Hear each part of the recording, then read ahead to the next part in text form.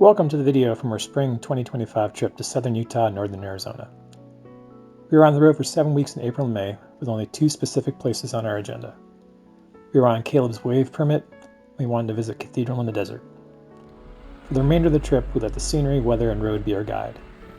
We were also lucky enough to meet a few people on the road who gave us some good recommendations, places to visit as well. There's a lot of stuff to share with you, but with 7 weeks of pictures and hours of drone footage, there's no way to stuff it all into something you'd be remotely interested in watching. I managed to pare it down all now to 11.5 minutes, but even that might be trying your patience. All in all, we were on the road for 51 days. We went through 4 states, logged 3,500 miles on-road and 900 miles off-road. We visited 6 national parks and monuments and explored countless national forests and BLM districts. While we enjoyed ourselves immensely on this trip, we're hoping this video will inspire you to get out and do some exploring of your own.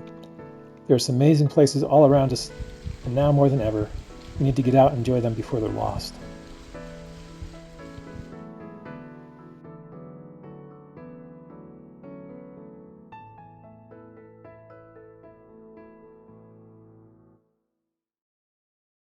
We were lucky enough to have some friends join us on the trip. Steve was an internet friend from the UK. Ken and Caleb came down, and they were the ones we visited the wave with. Chris came over from Colorado. We did some slot canyons. We spent a week on Lake Powell with Rosie and Andreas. Larry's a boating friend we ran into in Moab. And Blaine was on his own little road trip in the Southwest, and we spent a day or two in Cathedral Valley with him. And we can't go anywhere without Bixby. Our first big stop was Lake Powell, where we got the dinghy down from the box over the cab and used it to explore the lake. The first 3 days were just a shakedown to validate the range and performance of the dinghy. Some of the places we wanted to visit exceed the range of average boats, and Bethany wasn't looking forward to rowing us back to civilization if something went wrong. Happily, everything worked out wonderfully though, and the expedition was able to proceed as planned. During that leg of the trip, we met Peter at Labyrinth Bay. In chatting with him about our plans, he recommended a sweet beach to camp on and a really neat scramble up something called the Rincon. These were fantastic recommendations, and we spent 4 days camped on that beach. And the Rincon was a really neat scramble and climb, and the view from the top was phenomenal. Cathedral in the Desert is a special place to visit.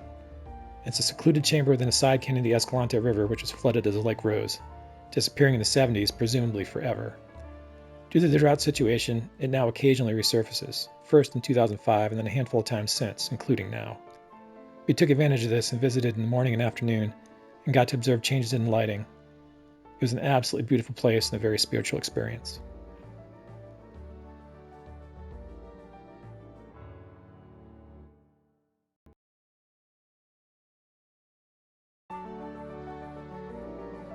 This next section is a mashup of several different trips I did down canyons with either Chris or Bethany. These are some really cool slot canyons, fantastic scenery along the way. Some of them got super narrow, and it was quite interesting.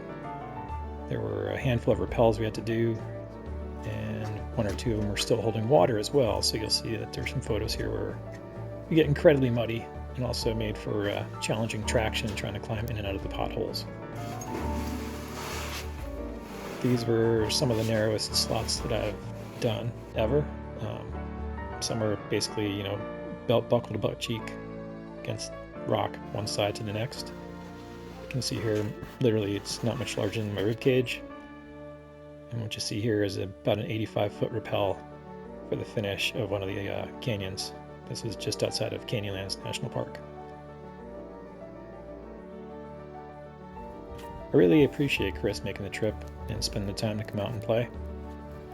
It made going down the more technical ones a lot less intimidating, knowing that there's someone in there with me and get some help if we needed. As you can see, this scenery is fantastic. The weather was perfect. It wasn't hot, wasn't cold.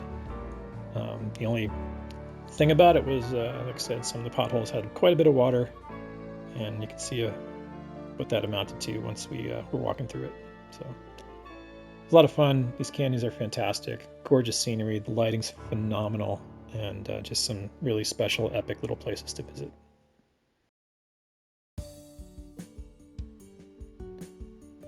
Next up were some of the scenic areas. We went through Goblin Valley for the afternoon, explored some areas around Canyonlands.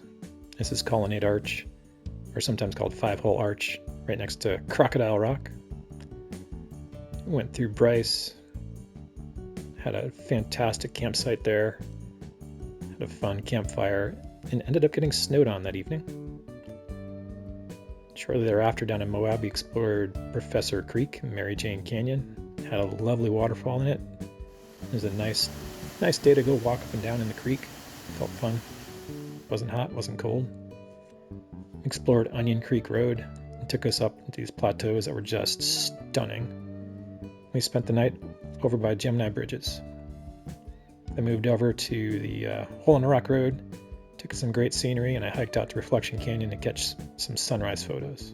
Then we spent an afternoon down in the Escalante River. Heading home, we were at the San Rafael Swell for a couple days and had a great time there. And then explored a new road to us on the way out and found some fantastic campsites as well.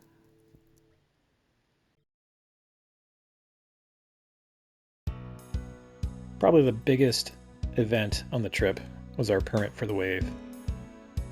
But prior to that, we went and explored White Pocket. Ken came down a day early. We walked all over and hiked around. It was a bit windy, but as you can see, the weather was just about perfect. The clouds made the skies interesting. The colors were absolutely vibrant, and the place is just always fantastic to visit. Next up was the scenic highlight of the trip, the wave. Everyone knows what it is, whether you know it or not, but it's a phenomenal place to go visit.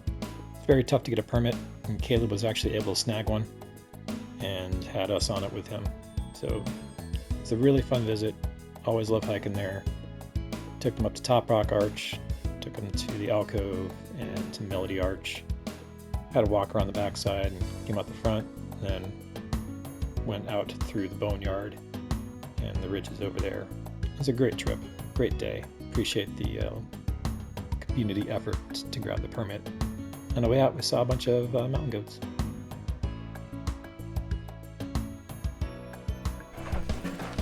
Up next is Wire Pass. It's literally the neighbor to the wave. It's a slot canyon that takes you down to the Parillo River, which is also another gorgeous slot canyon via Buckskin Gulch. For us, this is just a day hike out and back, and it's some fantastic scenery, gorgeous lighting, some really cool places, and it's fun to walk around. Put my feet on camera, okay? It costs money. There are some recent rains, which obviously put some puddles in the canyons, made walking a little splashy, a little soggy. In some places, again, a little muddy, but nothing we couldn't get over or get through. Caleb was a trooper, not having water shoes and not wanting to get his sneakers all muddy. He actually went barefoot for most of the way.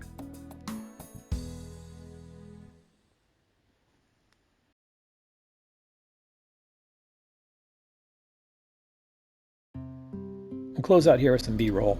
You can watch the truck in action. Everybody always asks, and here's some info for you. It's a model year 2000 Stewart and Stevenson M1088. It was a fifth wheel tractor for the military. Somebody else had bought it, was going to do the same thing I'm doing with it, but they decided to move on. Found it in Camas, Washington on Craigslist.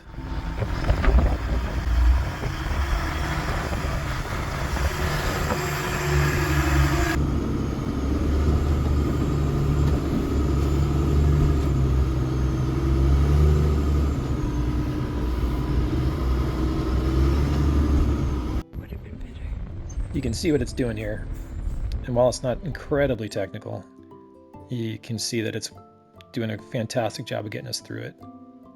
It went everywhere we pointed it. Here we're crossing the Fremont River on Cathedral Valley Loop. It took us up grades of 10 to 12% on gravel.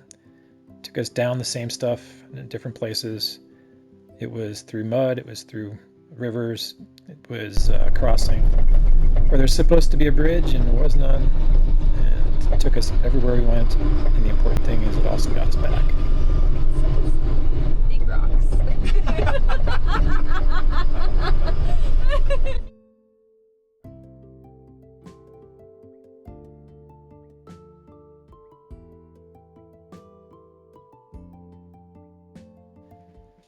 Got a king bed in the back, full kitchen, huge fridge, 1,800 watts of solar on the roof, and 1,200 amp hours of battery in the habitat. It's a fantastic place to spend some time, and it gets us anywhere and everywhere we want to go. It's a super rig.